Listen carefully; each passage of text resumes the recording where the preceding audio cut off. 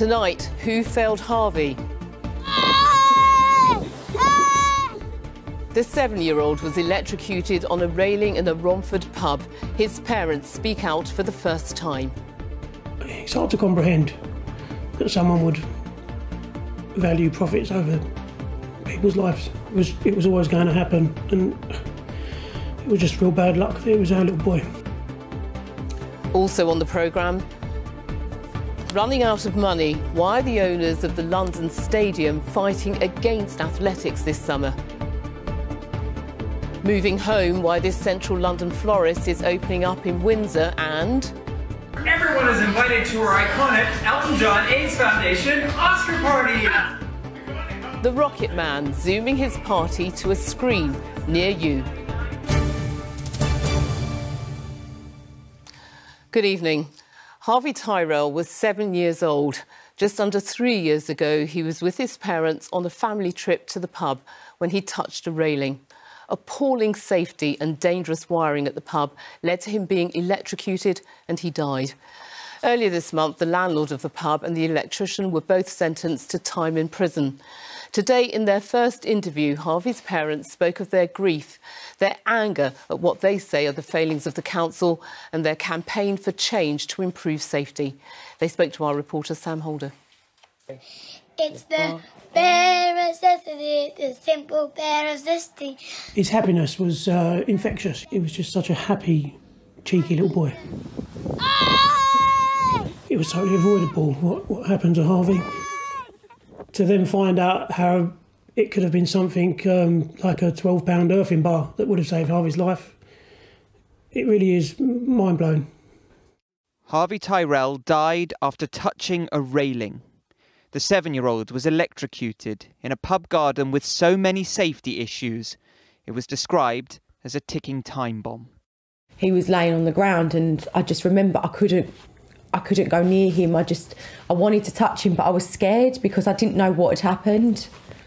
We never had that chance to say goodbye or tell him that we loved him one last time or kissed him. You know, we feel cheated. What would you say to him? Just, I love you, son, I'm so proud to be your dad. The family had visited the King Harold in Romford many times, but behind the pristine facade were dozens of defects. An electrical expert said it was the most dangerous thing he'd seen in 40 years. It's hard to comprehend that someone would value profits over people's lives. It was always going to happen, and it was just real bad luck that it was our little boy. This month, the landlord Dave Bierman, who knew the risks but never fixed them, was sentenced to 9 years for manslaughter. His brother-in-law, Colin Naylor, who installed some of the electrics, was sentenced to 1 year for health and safety breaches. Inspectors for Havering Borough first raised concerns about the pub almost a decade before Harvey's death, but nothing was ever done. Do you feel let down by Havering Council? Yeah, big time. Because actually, if they had followed up on the checks, there were 3 warnings documented, so there must have been an open file on the pub and on Bierman. There are memories of Harvey on almost every inch and every object at their home. The family say they want immediate changes to inspections and enforcement, especially with the number of pop-up outdoor pubs and restaurants during the pandemic. So, Sam, we heard the parents saying that they feel let down by the council. What have the council had to say? Well, firstly, Ronke, the council said they send their heartfelt sympathy to the family. I asked them exactly what steps they took after they identified these dangers at the pub in 2009. They didn't respond directly to that, but they said in 2018, after Harvey died, they worked with the police, they closed down the pub until the electrics were sorted. But this is the concern for the family. What they want is enforcement as soon as danger is identified, not once it's too late. OK, Sam, thank you very much. Next tonight, a row in the athletics world that looks set to move from the track to the courts. London Legacy Development Corporation, who own the London Stadium, say COVID has made it too costly to convert the stadium for this summer's anniversary games. Instead, they want the event to move to Birmingham. UK Athletics say they have a contract and expect it to be upheld. Chloe Keedy reports. The 2012 Olympic Games was meant to be the start of a long legacy of athletics for this stadium. Each year, around 20,000 people come to watch the anniversary games. But the London Legacy Development Corporation has said it can't afford to host them here this year, and organisers will have to go elsewhere. Starts to favour, Ellington pulling away. James Ellington competed in the 2012 Olympics and has been back for many anniversary games since. He's currently training for Tokyo and says for any athlete, the event is a crucial part of the preparation. Yeah, so the last competition we had before the Rio Olympics, our send-off, was the anniversary games. So, I mean, we went there, we ran a really quick relay. You get a lot of good supporters that turn up at the anniversary games, and they kind of give us our final send-off before we go to kind of battle, if it were.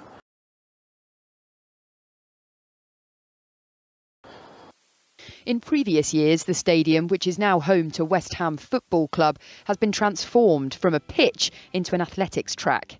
This stadium would usually play host to a whole summer of non-football events, but this year, because of COVID, most of them just aren't happening.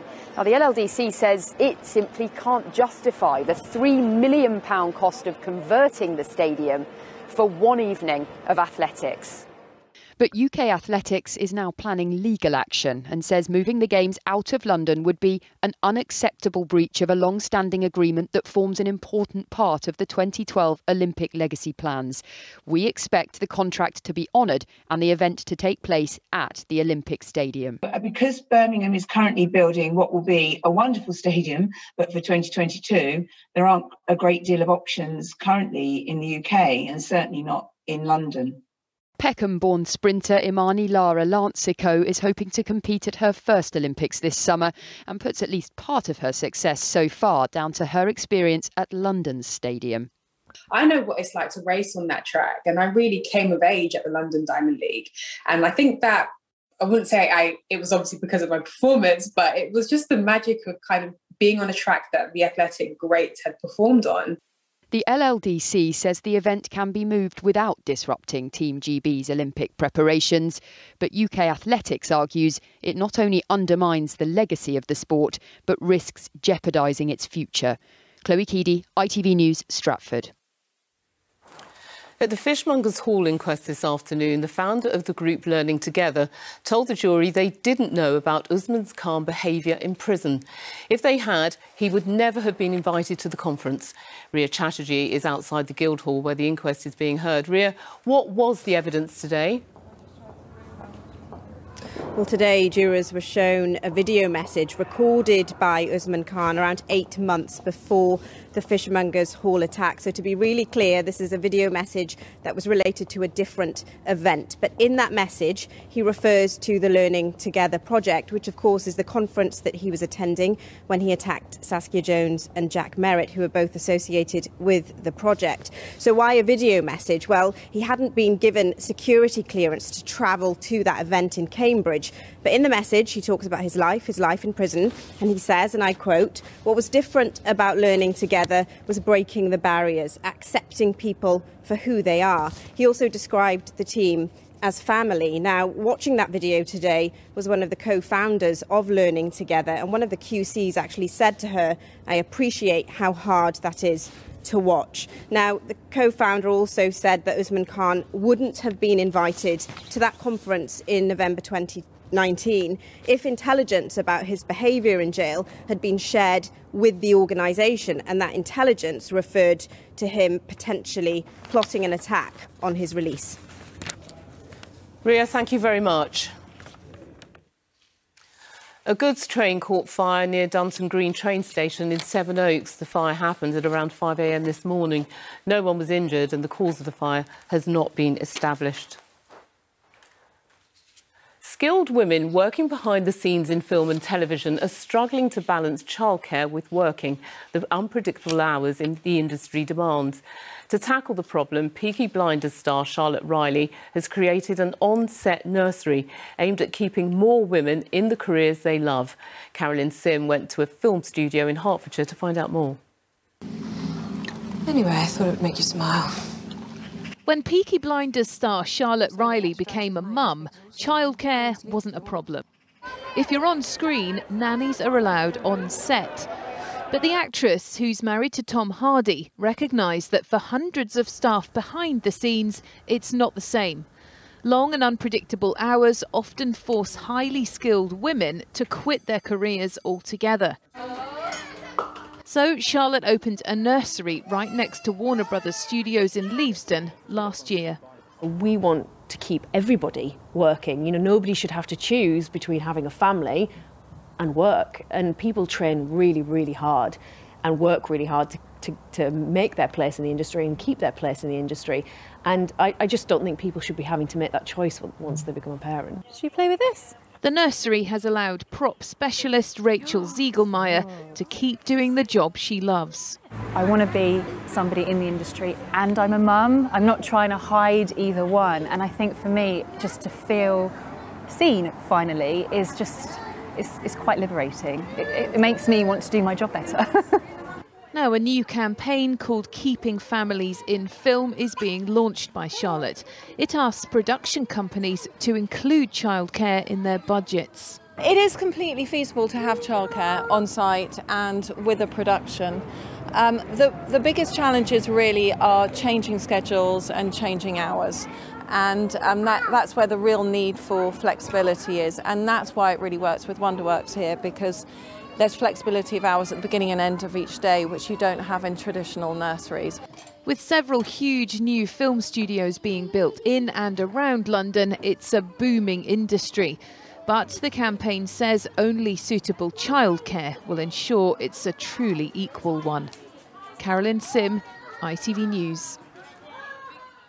Coming up, the weekend weather, plus the toy company helping a group of school kids build in memory of Londoners who died during the pandemic. And wherever you go, take a little bit of me. Live from Los Angeles, Lola Lennox on her new single, what she misses about London and her famous mum. But first, it's been a week of high drama in the football world, and there's still a cup final to come.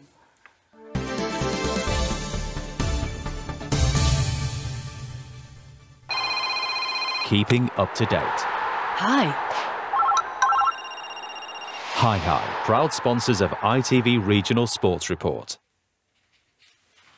On Sunday, 2,000 Spurs fans will be at Wembley for the League Cup final against Manchester City. In an extraordinary week, the North London side joined and left the controversial European Super League, sacked their manager Jose Mourinho and appointed 29-year-old Ryan Mason to coach the first team. As Martin Stew reports, he will be the youngest manager to win a trophy if he succeeds in only his second ever game. 6 years ago, Ryan Mason started in Spurs midfield in the League Cup final. On Sunday, he'll lead them out as head coach at the age of just 29. Managing his mates like Harry Kane and Gareth Bale, he grew up playing alongside. I know every single person in this training ground, every single person within the club. Yes, they're friends and they'll carry on being friends for sure. But at the moment, we're all trying to pull in the same direction, and that's to get Tottenham in a positive state. Born in Enfield, Ryan joined the Tottenham Academy when he was 8. He made his Premier League debut in 2014 and played 53 league games for Spurs before being sold to Hull City. Just months later, he suffered a life-threatening head injury and was forced to quit playing a year later.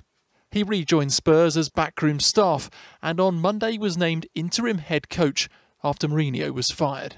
I think it's always difficult to coach your mates. Chris Ramsey mentored him from the age of 14. His temperament was always outstanding when he played, and his football brain was outstanding as a player. A cup final, anybody can win in the cup final, so let's hope for him that he creates history. To do that, he'll have to tactically outmanoeuvre Man City's boss Pep Guardiola, who's won both the Premier League and Champions Leagues twice. I can't think of any Spurs fan who doesn't desperately want him to do well. Having to retire early and leading his side out in a cup final, it would be everything for him to win it. 8,000 will be allowed inside Wembley for Sunday's final, amongst them 2,000 Spurs fans. Following recent protests against Tottenham's involvement with the European Super League, policing has been stepped up. But those fans who have got tickets expect it to be peaceful inside the ground.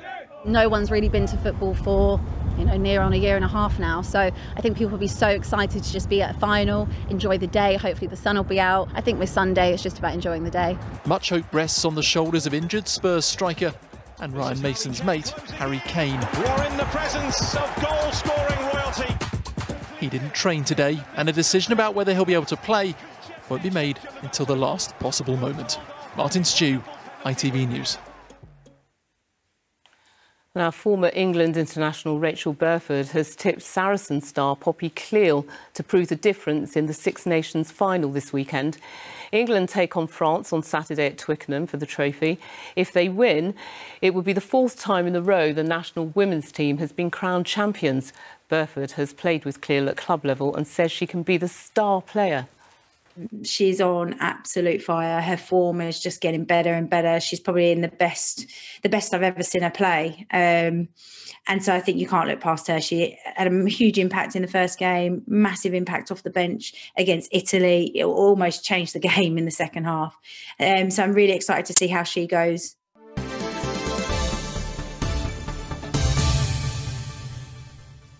Earlier this year, we spoke to Janet Davies, a florist in Holborn, who was struggling to keep up with her £5,000 a week rent. With footfall down so dramatically around the city, she was left with just 3 orders on Valentine's Day compared to her usual 150. Rather than giving up, Janet decided to up sticks and move the shop to Windsor so she could keep doing the job she loves so dearly. Sally Williams has been there for the grand opening. It is a day of great hope for Janet. Janet, how are you feeling? You're about to open. Very excited. Yes, it's been like a dream. But it comes after so many days of deep despair. I first met Janet in Holborn just before Valentine's Day. Generally, we would expect to have 150 orders in the diary at this point. We have 3 orders. And this was last week when Janet closed that shop of 36 years. All her clients gone. I think Holborn will take 4 or 5 years to recover. So I would be paying a rent that's unrealistic for 4 or 5 years and put myself in jeopardy. But after a winter of discontent, or indeed year, spring has finally sprung for Janet. Yay! Stems of Windsor is open! She's moved the whole shop closer to home, to Windsor. It was quite sad last time I met you. You were really struggling. Yes. And yet here you are, so happy with a new business. How do you feel inside? Absolutely delighted and so blessed, so lucky. Since February, that was sort of the low point, and I was turning over 10 to 20% of my former turnover, pre-pandemic turnover. And I felt pretty helpless, really, and I thought, come on. And somebody said to me, pick it up, Jan, and put it somewhere else. And that's exactly what I did. Oh, yeah. And I've made you something that's very bright. Her first customer, a loyal friend. Adrian, you're a doctor in your scrubs, ready to go, but you were determined to be the first customer, were you? Well, absolutely. I've known Jan for a long time and gone to visit her in London and to buy flowers from her. And it's so great that she's down here in Windsor. Janet's arrangements were recently seen by her new neighbour in Windsor, the Queen, at the Australian High Commission. That's what you've been saying. And as she settles into life here, it seems that London's loss is Windsor's gain. Sally Williams, ITV News, Windsor. Now, she was born into rock royalty, but that hasn't stopped Lola Lennox finding her own voice. The 30-year-old has chosen the same profession as her mother, Annie, who was the lead singer of the Eurythmics and possibly one of the UK's most successful female artists of all time. But Lola has not been fazed by her mother's fame. She's been writing her own songs and singing for years. Her brand new single is called Wherever You Go. We'll talk to Lola from her home in Los Angeles in a moment, but first, let's take a look at the video for her new single.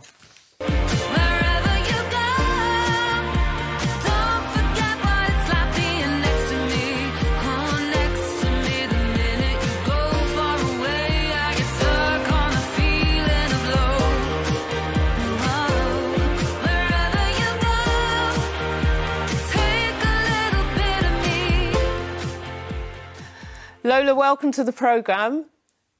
Thank you for having me. Hi. Hi. So you definitely inherited your mother's voice and her great looks as well. Tell us about that single. I wrote Wherever You Go about my friends and family that I miss so much. I live in Los Angeles, but I'm from London, and moving here was hard at first. You know, you're having to build a new life, and I was really missing those I loved. So that's what the song's about. Yeah, I noticed some of the lyrics are about feeling isolated. Do you miss London a lot? Yeah, so much. And especially this year, you know, when everybody's more isolated and can't travel, I miss my home more than ever. What's life like in Los Angeles? Nothing to compare. It's getting better. The vaccine's been administered really well over here. So there's a spirit of hope. So I understand this is your 4th single this year, or in the last 12 months? In the last 12 months, yeah. How have you managed that, especially under lockdown? So I have a home studio where I do all the work from. My boyfriend is the producer and my mum is actually co-producing. So we speak on FaceTime or send emails with notes. And, you know, everybody's had to get resourceful with their work this year. And we just had to think outside the box and make it work. And how did you make it work? I mean, are you playing the instruments or are you using synthesizers? How does it all work? Yeah, a combination of things. Like I have, as you can see, some guitars behind me. I have a piano set up. And, you know, these days you can get some fantastic equipment on the studio. When you don't need a big fancy studio, you can do it all from home. So I have to admit, Lola, I am a huge fan of your mother's. I'm nearer her age than I am yours. What's it like? What are the highs and lows of having such a famous mother? I feel really lucky because I grew up getting to watch her perform, getting to watch albums come together. So I was really surrounded by a lot of creativity, and her passion and her dedication to working really hard really inspired me from a young age. And, you know, myself, since I was about 8, I was like, I just want to be a singer. I love this so much. It makes me feel amazing when I sing and when I write music. So I just knew that I had to carry that through into my adult life. And I know you started out as a model, didn't you? But singing was your passion, was it? That was what you were always going to end up doing? I dipped my toe in modelling. I didn't want to take it too far at the time because I wanted to establish myself as a singer and a songwriter, first of all. And I was just going to ask you about performing on with the Lady Gaga World, what was it called, the One World Together? You did that with your mother. Yeah, so that was an event in aid of COVID-19 and the frontline workers. And I think it was April last year. So it was just at the beginning where everything felt quite scary and intense. So it was really special to like come together and use music to uplift people's spirits during such a difficult time. Lola, good luck with your new single. It's been lovely to talk to you. Thank you. Thank you very much. This Sunday, the Oscars are happening in person, but one of the biggest night parties will be taking place online. That's night. For the first time ever, everyone is invited to our iconic Elton John AIDS Foundation Oscar party. That's right. Anyone can attend Elton John's legendary bash, with all the money raised from virtual ticket sales going to the singer's AIDS Foundation charity.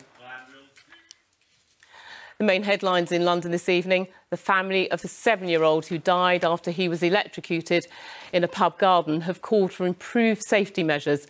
A man has been jailed for Harvey Tyrell's manslaughter, but his family have since been campaigning for improvements to safety laws. Lovely day today, but it will be last for the weekend. Chris Page has the forecast.